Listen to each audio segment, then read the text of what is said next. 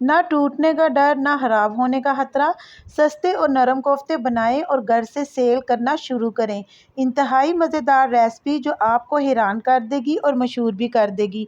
आज की मैं इस वीडियो में आपको बताऊंगी कि आपने नरम और परफेक्ट कोफ्ते किस तरह से बनाने हैं और बना के आपने इसको किस तरीके से फ्रीज़ कर लेना है और फ्रीज़ करने के बाद आपने इसको किस तरीके से किन जगहों पे आपने इनको सेल करना है। तो आपसे मैं उम्मीद करती हूँ कि आप मेरी वीडियो को फुल वॉच करेंगे, तभी आपको पूरी समझ अच्छे तरीके से लग जाएगी। तो मैं जल्दी से रेसिपी को स्टार्ट कर लेती हूँ। बिस्मिल्लाहिर्रहमानिर्रहीम। इधर मैंने ली है हाफ़ केजी बोनलेस, उसको मैंने अच्छे तरीके से धो लिया था और उनको मैंने पीसीज में काट लिया था। अब मैंने इसमें 2 अदद दरमियानी साइज़ की प्याज डाल दी हैं।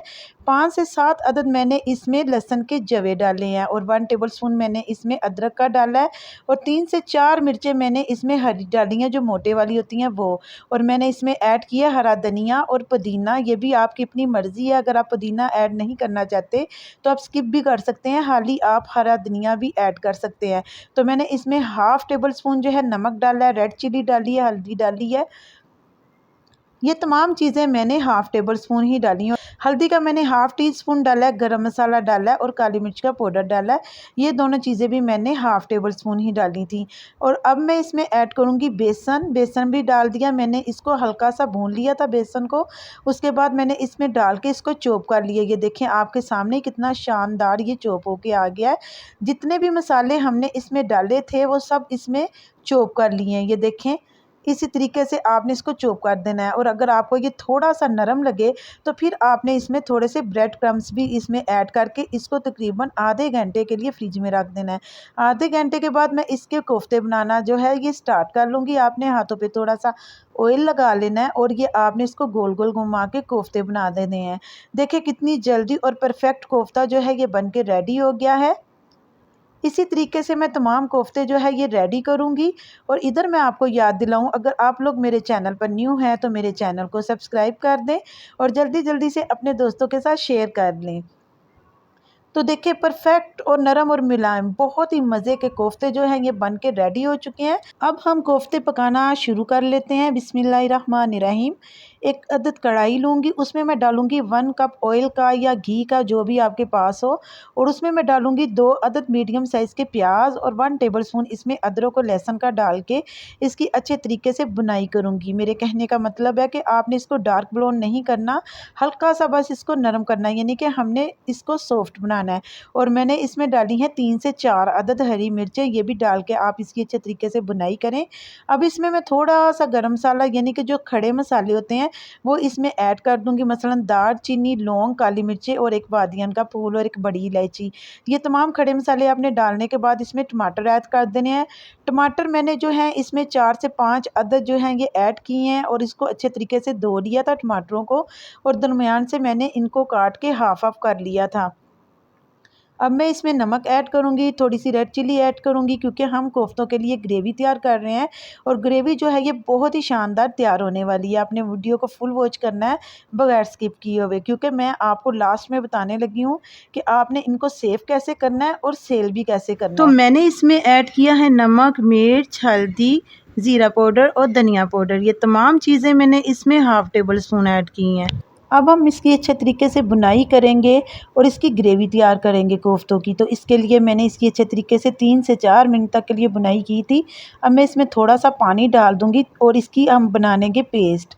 इसको ग्राइंडर में डाल के आपने इसकी पेस्ट तैयार कर लेनी है। तब तक के लिए मैं कोफ्तों को फ्राई कर लेती हूँ। तो कोफ्ते जो बना के मैंने फ्रिज में रखे हुए थे, अब हम इसमें डालेंगे एक पैन में हाफ़ कप ऑयल का और कोफ्तों को अच्छे तरीके से फ्राई कर लेंगे। इस तरीके से जब हम कोफ्ते बनाएंगे तो ये आप लोगों के लिए टिप है कि तो हमारे जो कोफ्ते हैं ये टूटेंगे नहीं। तो जब भी आप कोफ्ते बनाएं आप इसी तरीके से बनाएं जिस तरीके से मैं आपको बता रही हूँ। इससे कोफ्ते जो हैं ये बहुत ही मज़े के भी बनते हैं और सॉफ्ट भी बनते हैं और टूटते भी बिल्कुल भी नहीं हैं। ठीक हो गया। तो अब मैं क्या करूँगी कि इनको 2 से 3 मिनट तक के लिए इसी तरह से फ्राई कर लेंगे ज़्यादा हमने नहीं पकाना, क्योंकि जो ग्रेवी हमने तैयार की है हम उसमें भी कोफ्तों को पकाएंगे, इसलिए जस्ट हमने सिर्फ इसको हल्का सा फ्राई करना है। तो ये हो गया, अब हम इसको साइड पे करेंगे। और जो मसाला हमने तैयार किया था उसकी ग्रेवी भी मैंने तैयार कर ली थी, जूसर में डाल के मैंने उसको अच्छे तरीके से ग्राइंड कर लिया था। तो ये आप लोगों के सामने ही है, ग्रेवी जो है देखिए कितनी शानदार बन के रेडी हुई है। अब हम क्या करेंगे कि जो चूल्हे की फ्लेम है ये मीडियम कर देंगे और मसाले को अच्छी तरीके से पकने देंगे। फिर ये पक जाएगा, जब अच्छे तरीके से मसाले की भुनाई हो जाएगी तो जो कोफ्ते हमने फ्राई करके रखे हुए थे वो इसमें ऐड कर देंगे। और कोफ्ते डालने के बाद मैं इसको मज़ीद भूनूंगी। इससे ये होगा कि कोफ्ते जो हैं ये बहुत ही सॉफ्ट और मज़े के बनेंगे और टूटेंगे भी नहीं। आप लोग देख सकते हैं कि कोफ्ते जो हैं ये ज़रा भी नहीं टूटे। इसकी हम 3 से 4 मिनट तक के लिए भुनाई करेंगे। जब ऑयल ऊपर आ जाएगा तो फिर हम इसको ढक के पकाएंगे। तो ये देखें, आप देख सकते हैं कि ऑयल जो है ये ऊपर आ चुका है थोड़ा थोड़ा। तो हम इसकी थोड़ी देर के लिए भुनाई करेंगे और इसमें उतना पानी डालेंगे जो कोफ्ते हैं ये अच्छे तरीके से गल जाएँ।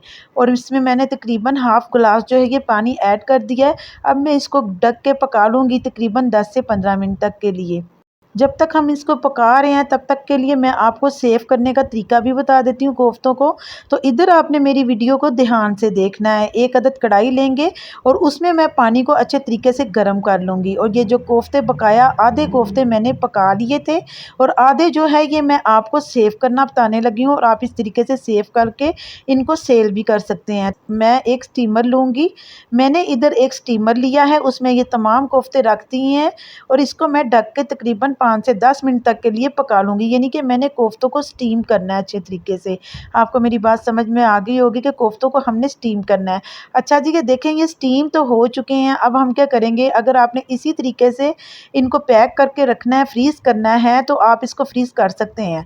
तो आपने क्या करना है कि इनको बाहर एक डिश में या प्लेट में निकाल के इनको ठंडा करके आपने इनको पैकिंग बैग में डाल के फ्रीज़ कर लेना है। और अगर आपने कोफ्ते सेल करने हैं और लंबे अरसे के लिए आपने इसको सेव करके रखना है तो उसके लिए मैं आपको ये दूसरा तरीका भी बता देती हूँ। आपने पहले कोफ्तों को स्टीम करना है, उसके बाद आपने हल्का सा ऑयल में डाल के इसको पका लेना है कोफ्तों को, यानी कि हल्का हल्का सा, क्योंकि हमने इनको ना लंबे अरसे तक के लिए सेव करना है। तो ये काम इसके लिए है। अगर आपने अपने घर के लिए बनाने हैं तो आप सिर्फ स्टीम करके भी रख सकते हैं, और अगर आपने सेल करने हैं तो आप इनको हल्का सा पका के ऑयल में फिर आप इनको सेल कर सकते हैं। तो आपने क्या करना है कि इनको ठंडा होने के बाद ये देखें कितने अच्छे ये बन के रेडी हो चुके हैं। अब मैं इनको पैकिंग बैग में पैक करूँगी और फ्रीज़ कर लूँगी। चाहे तो आप इनको दोबारा पका लें, चाहे तो आप इसी तरीके से बना के बाज़ार में, मार्केट में, दुकानों में सेल कर सकते हैं। इसके अलावा आप अपने मोहल्ले में या आपके कुछ जानने वाले हैं जिन्होंने आपके हाथ का खाना खाया और आपकी तारीफ़ करते हो, आप उनके आगे भी बेच सकते हैं, दुकानों पे भी बेच सकते हैं, मार्केट में भी सेल कर सकते हैं। तो उतनी देर में हम चेक कर लेते हैं जो हमारे कोफ्ते थे जिनको हमने पकाने के लिए रखा हुआ था, माशाल्लाह से मेरे अल्लाह ताला की शान है, ये भी पक के रेडी हो चुके हैं। ये देखिए देखने में कितने खूबसूरत लग रहे हैं।